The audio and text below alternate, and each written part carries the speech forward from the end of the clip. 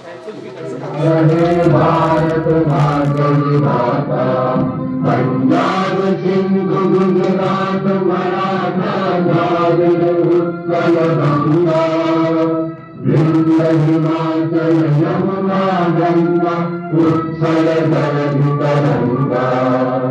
तब शुभ नामे जागे, तब शुभ आशीष मांगे, गाहे तब जय गाथा।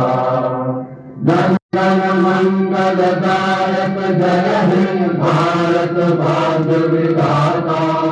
जय हे जय हे जय हे जय जय जय जय हे। Namaskar. On the eve of the 74th Republic Day, I extend my heartiest greetings to every Indian at home and abroad.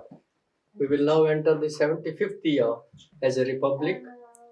From the day the Constitution came into effect to the present day, it has been an amazing journey that has inspired many other nations. Every citizen has reason to be proud of the Indian story. When we celebrate the Republic Day, we celebrate what we have achieved together as a nation. India is, of course, home to one of the oldest living civilizations. India is called the mother of democracy. As a modern republic, however, we are young. In the early years of independence, we faced countless challenges and adversities. Very high levels of poverty and illiteracy were just two of the many ill effects of the long foreign rule. Yet, the spirit of India was undeterred. With hope and confidence, we began an experiment unique in the history of humankind. Such a vast and diverse multitude of people coming together as one nation remains unprecedented. We did so with a belief that we are all, after all, one, that we are all Indians. We have succeeded as a democratic republic because so many creeds and so many languages have not divided us, they have only united us. That is the essence of India. That essence was at the heart of the Constitution, which has withstood the test of time. The Constitution that started governing the life of the Republic was the outcome of freedom struggle. The national movement led by Mahatma Gandhi was as much about winning independence as about rediscovering our ideals. Those who shaped the modern Indian mind, also welcomed the progressive ideas from abroad following the Vedic advice. Ane Badra Krutavo Yantu Vishtaha. Let noble thoughts come to us from all directions. A long and profound thought process culminated in our Constitution.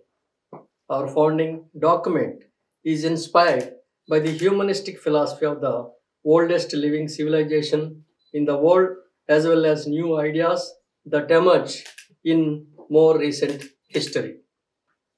The nation will always remain grateful to Dr. B.R. Ambedkar, who headed the drafting committee of the Constitution and thus has a critical part in giving it the final shape. While Baba Sahib Ambedkar and others gave us a map and a moral framework, the task of walking that path remains our responsibility. We have largely remained true to their expectations, and yet we realize that much remains to be done. To realize Gandhiji's ideal of Sarvodaya, the upliftment of all. Yet, the progress we have made on all fronts is encouraging. Dear fellow citizens, India's Mars mission was powered by a team of extraordinary women, and our sisters and daughters are not far behind in other areas too. Women's empowerment and gender equality are no longer mere slogans, as we have made great progress towards these ideals in recent years. with people's participation in Beti Bachao, Beti Padhao campaign, women's representation has been rising in every sphere of activity. During my visits to various states, educational institutions, and while I'm meeting delegations of various professionals, I'm amazed by the confidence of young women. I have no doubt in my mind that they are the ones who will do most to shape tomorrow's India.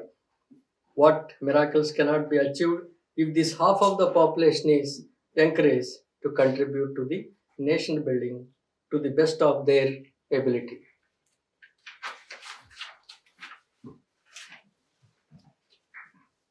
As a result of a series of initiatives in recent years to transform all aspects of governance and unleash creative energies of people, the world has started to look at India with a new sense of respect. Our interventions in various world forums have started making a positive difference. The respect that India has earned on the world stage has resulted in new opportunities as well as responsibilities. This year, as you know, India holds the presidency of the Group of 20 Nations with our motto of Universal Brotherhood, and we stand for peace and prosperity of all. Thus, the G20 presidency is an opportunity to promote democracy and multilateralism under the right forum for shaping a better world and a better future. Under India's leadership, I am sure G20 will be able to further enhance its efforts to build a more equitable and sustainable world order. As G20 represents about two-thirds of the world population and around 85% of global GDP, it is an ideal forum to discuss and find solutions for global challenges. To my mind, global warming and climate change are the most pressing among them. Global temperatures are rising and incidents of extreme weather are also increasing. We are faced with the dilemma. To lift more and more people out of poverty, we need economic growth. But that growth also comes from fossil fuel. Unfortunately, the poor bear the brunt of global warming more than others.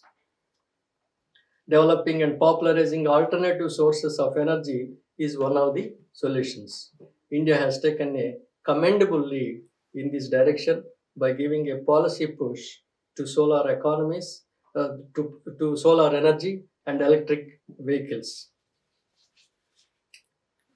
The emerging economies need a helping hand from advanced nations in the form of technology transfer and financial support.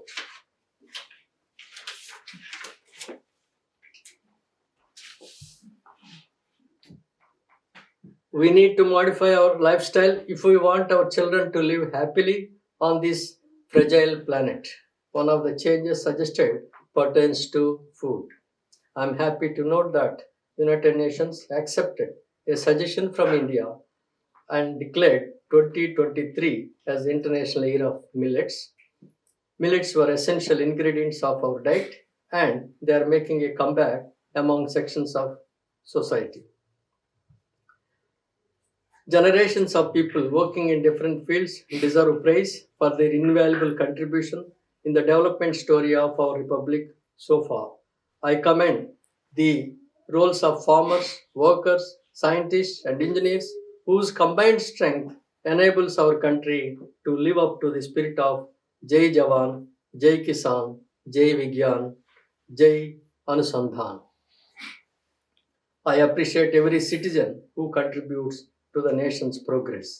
I also convey my greetings to our diaspora, the great ambassadors of India's culture and civilization. Fellow citizens, on the occasion of Republic Day, I convey my special appreciation to our Jawans who guard our borders and are ready to make any sacrifice for the country. I also express my appreciation for all the brave soldiers of paramilitary forces and police forces who provide internal security to their fellow citizens.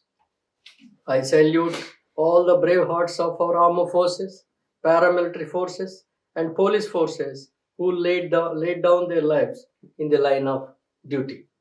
I convey my blessings to all the dear children for their bright future. Once again, I extend my best wishes to all of you on this Republic Day. Thank you. Jai Hind, Jai Bharat. Thank you.